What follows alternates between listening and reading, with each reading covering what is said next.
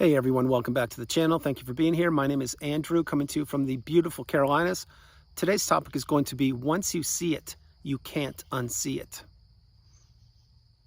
Think about that for a minute. Everyone, if you like the content, please like, subscribe, and share.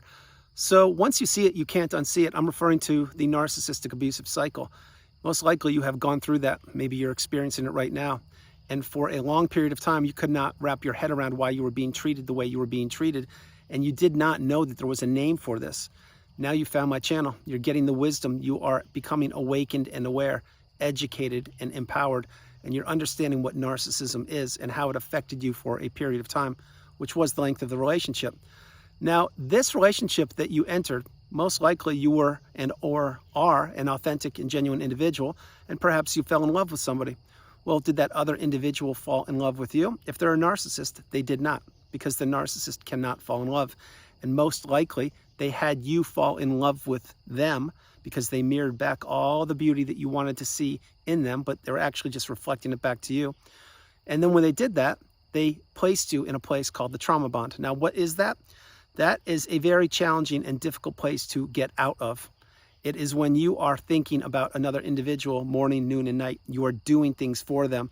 You are putting them high on a pedestal to the detriment of yourself, to the betterment of the narcissist.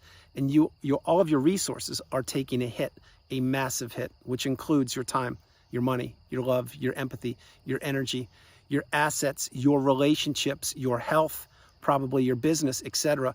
Because the narcissist, as I mentioned, they placed you in the trauma bond because they knew how to manipulate you and how to get you to fall into the trauma bond. And second of all, they wanted to keep you there as long as possible. That is why so frequently in these narcissistic relationships, they take you really high and they drop you really low, which is called the high-low. They also push you away, then they draw you back in, which is the push-pull. They do this on purpose because you never know what you're going to get when you encounter the narcissist, whether you marry them or not. Maybe it's a friend, coworker, business associate, aunt, uncle, mom, dad, sister, who knows? The point being is when you see them, you don't know what you're going to get. So you are always walking around on eggshells. You're not certain what's going to happen when the front door opens. Are you going to get Dr. Jekyll or are you going to get Mr. Hyde? You don't know. That is why many times when the car would pull into the garage, let's say, if you were living with the narcissist, you would hear the engine in the garage and you'd be like, okay, it's game on. What do we have to do now? Well, I'll tell you right now what you have to do. You have to act like you're busy doing something, perhaps cleaning or perhaps organizing or preparing, but you cannot be sitting on the couch watching Netflix, or you cannot be taking a nap, or you cannot be learning about something that betters you. That's not what the narcissist wants. Remember, the narcissist wants an unpaid helper. They essentially want a servant who will provide everything the servant can to the narcissist as long as the servant, which was you, sorry to say it, has resources. So again, what does that mean? Let's say that you did marry the narcissist. Well, first of all, when you placed the wedding ring on their finger, or vice versa, they knew that they had you. They knew that they now had you pinned down for a period of time, which was the length of the marriage, and they knew you were not going to go anywhere. They also knew that they now had a license to abuse you behind closed doors and also in front of people if they wanted to. But most of the time, the insidious behavior, the abuse, takes place behind closed doors where no one can see it but you and the individual. Not always, but many times. That's why I shared with you the Dr. Jekyll, Mr. Hyde analogy, because you never know what you're going to get when it's just the two of you in the house. You have no idea. When that front door opens, is it going to be somebody who's showering you with fake adoration and affection? Maybe. Who knows? Or is it going to be someone who's going to give you the cold shoulder or the silent treatment because they had a bad day at work that day? Yes, that's exactly what happens. They give you the silent treatment so frequently, and many times you are scratching your head trying to figure out why? Why am I being treated this way? I didn't do anything. The reason you were being treated that way is A, maybe you did do something you didn't know about it. I doubt it. B, you didn't do something and you should have known that you should have done it, but you can't read minds. Or C, they want to give you the silent treatment because it puts them high on a pedestal and they know that eventually you will crack, that you will apologize for something that you did not even do to get back into their good graces. This is the childlike mentality of the narcissist. That's what they do. They use games and tactics that a child would use. The only difference is they do it as adults, and they do it all the way throughout their life expectancy, including when they are the aging narcissist. This is how they weaponize people's emotions against themselves. But going back when that garage would open or the car, you would hear it, you would have to get off the couch and scatter and act like you were busy, because if you were busy, the likelihood that you would endure some toxicity or abuse would diminish. Why would it diminish? I'll tell you why. Because the narcissist would see you doing something that would benefit them and or the household, and they would say, oh, okay, well, he or she is working today, they're doing something, I'll lay off the gas a little bit. Or maybe I'll do this. If I was the narcissist, they would do something like this. You're boiling an egg and you don't even know how to do that. Let me show you how to do that. You're doing it all wrong. And you're scratching your head like, what? All I have to do is put a little water in a pot and turn it on medium for 15 minutes. It's done. But you claim you're an expert on how to boil an egg? Yes, these are examples. These are exactly what happens in these relationships, because you can do no right in the narcissist's eyes. They always have you walking on eggshells, not believing in yourself, keeping you trapped in the trauma bond, devaluing you, giving you the push-pull, the high-low, and not believing anything other than they own you. That is exactly what the narcissist believes. And when this happens over and over and over again, you become so beat down, so beaten down, and your resources and energy become so depleted that I'm telling you firsthand, your health does take a hit and your social circle takes a hit. Because let's pretend that you had a whole bunch of friends before you met the narcissist. Well, are they around now that when you were in the narcissistic relationship? Maybe. I doubt it. Because why? Because the narcissist most likely communicated with a lot of those individuals and dropped some not goodness about you. In other words, a smear campaign or mini smear campaign. Or maybe the narcissist just told you, hey, those friends, they're not even your friends. They don't even care about you. They told me so. They don't like you. I don't even know why you're hanging out with them. And why would they do things like that? Why would an individual try to drive a wedge between you and your friends? I'll tell you why. First of all, because they can. Second of all, because they want to isolate you. Third of all, they don't want you and your supply to be given away to other individuals. They want it for themselves. So this is exactly what they do. When they isolate you and you're in your own house and you're so beaten down and you have nowhere to talk, no one to turn to or to talk to, what is left? I'll tell you what's left. You and the narcissist. And that many times is when they disappear for a day, week, month, whatever. And they leave you isolated, perhaps even financially dependent upon them, or you have no resources. In other words, you can't pay your phone bill, or the car doesn't have gas, things like that. That's a whole illustration of what a narcissistic relationship could be. It has you relying on the narcissist for attention, for fake adoration. And you get so groomed by receiving and accepting the abuse because you know something's wrong, but you don't know what it is because you didn't figure out it was a narcissist or narcissism. You had no idea. And then what happens over time is you begin to take notes on your phone, like spouse won't talk to me, or blames me for everything, or exhibits poor behavior when it's just the two of us around, or yells at me in the car when we're on the freeway going 80 miles an hour for no reason, things like that. And then these things start to add up, and you start to look at this list of creations that you've come up with about the relationship you are in. And then slowly you're like, wait, something is wrong here. And then one day, whether you were in the relationship or out of it, many times it happens to individuals when they're out, but it happens when they're in the relationship as well. You Google something or you type something in YouTube, spouse won't talk to me, or silent treatment, or something like that. And boom, you find my channel. And then you're like, oh my gosh, there's a community. And this isn't just me, this is happening to. And there are names for these behaviors. And oh my gosh, how many people are out there? Yes, there's a huge community. And yes, it's a growing community. And yes, a lot of people experience narcissism. The thing is with you, you are a fortunate individual because you found that needle in a haystack, just like I did. And now you are becoming awakened and aware, educated and empowered. And you are now going to learn the terms, the definitions on the narcissistic abusive cycle. And you will utilize these to your benefit. In other words, you will have boundaries. You won't be a people pleaser. You won't be a yes person. You won't have to do things that you did in the past, because now my hope is that you've removed yourself from the narcissistic relationship, or it ended in any fashion. And my hope is you have healed and or you are well on the healing path. But you can't, once you see it, you can't unsee it, which means now, this is what I mentioned so frequently on the channel, which is individuals who have experienced the toxic narcissistic abusive cycle once, twice, a couple times, and they've healed. When I say healed, I mean they actually know who they are now, and they've processed the relationship that they were a part of. They've processed childhood wounds.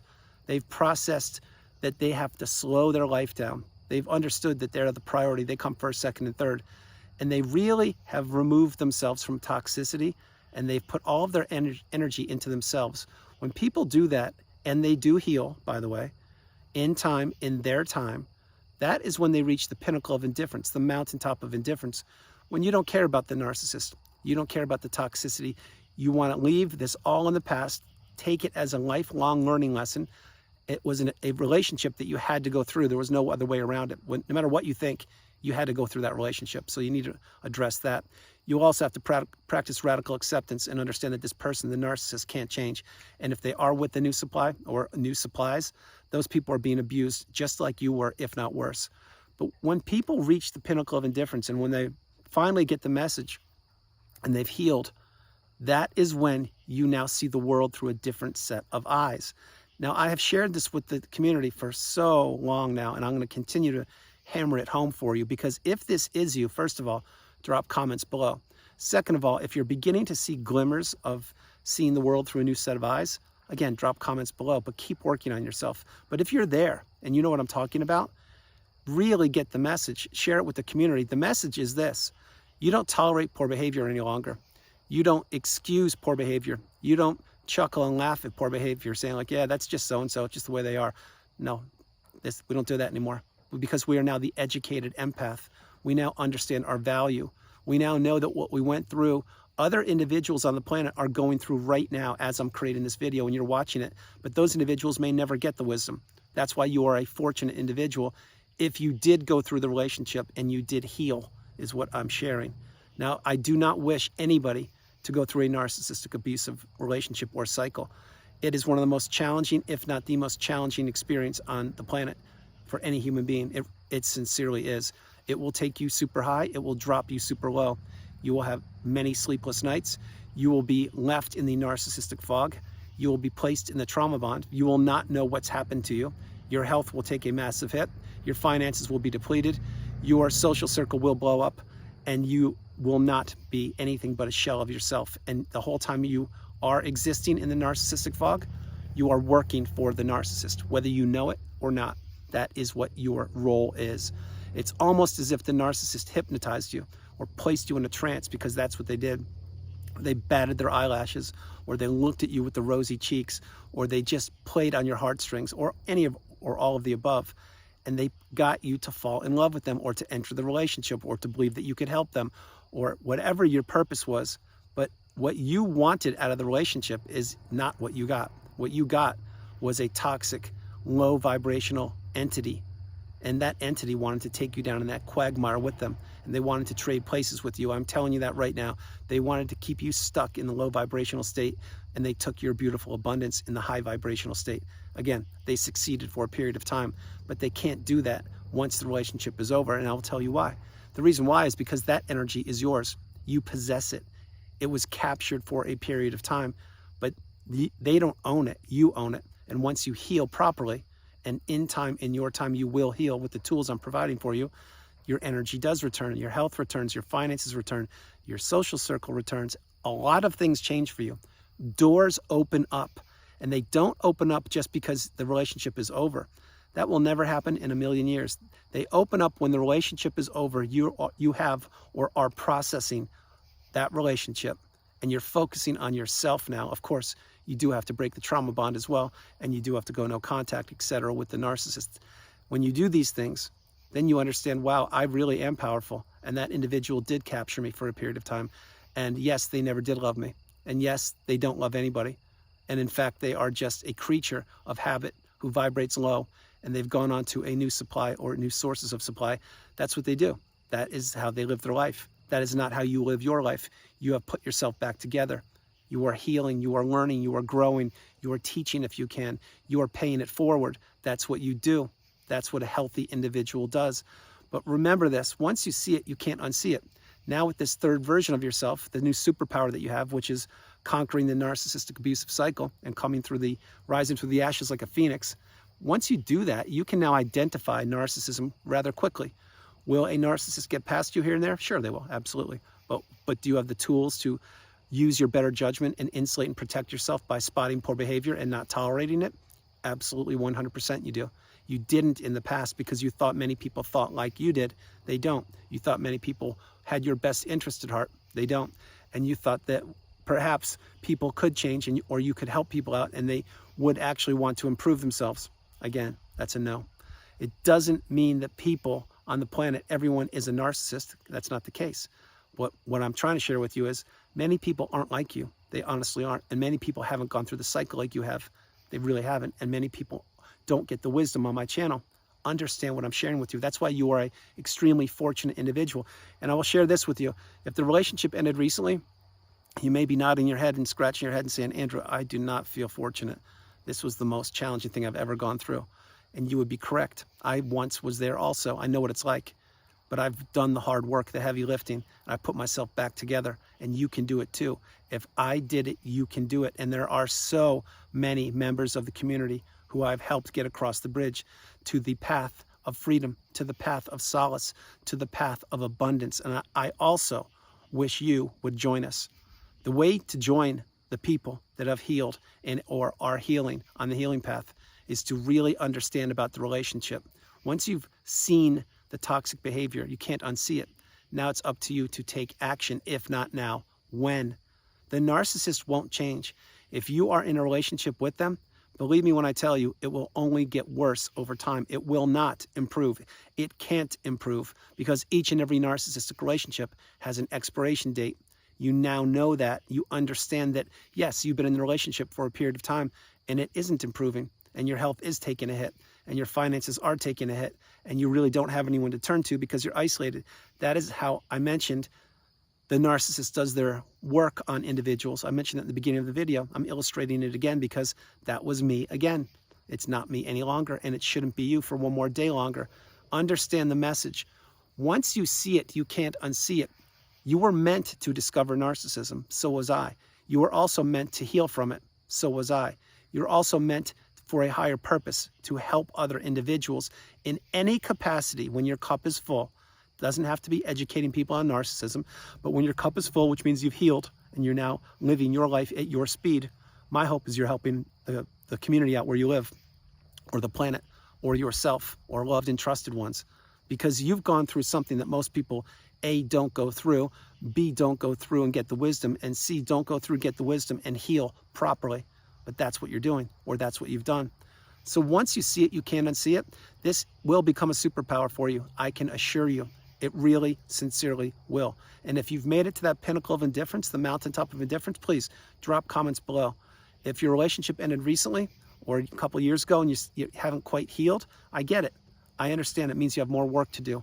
And believe me, when I say do work to heal, it includes meditation, journaling, watching videos, talk to a therapist who is unfortunately they have gone through the narcissistic abusive cycle, and really slow your life down and remove toxicity from your life, which means if you have people peppering you for information, or flying monkeys flying around you, or individuals wanting your time, that's not any way to heal. The way to heal is by slowing things down and focusing on yourself. So guys, that's the video. I hope you liked it. I loved doing it from the beautiful Carolinas. This is Andrew. Namaste. Have a great afternoon, evening, or morning. Remember, no matter where you are on the planet, you are not alone. You are not alone. I love you all. God bless you. And understand this. I'm going to say it before we go. Once you see it, you can't unsee it. This is a very serious concern, narcissistic abuse. If you believe that you are in a relationship like that, continue to become educated. If you're looking to remove yourself, continue to have a plan. If you have removed yourself, make sure you're focusing on yourself and vetting those people that you want to enter your life. Remember, you are not alone. I love you all. You are not alone. God bless you, and I'll talk to you tomorrow. All right, bye, guys.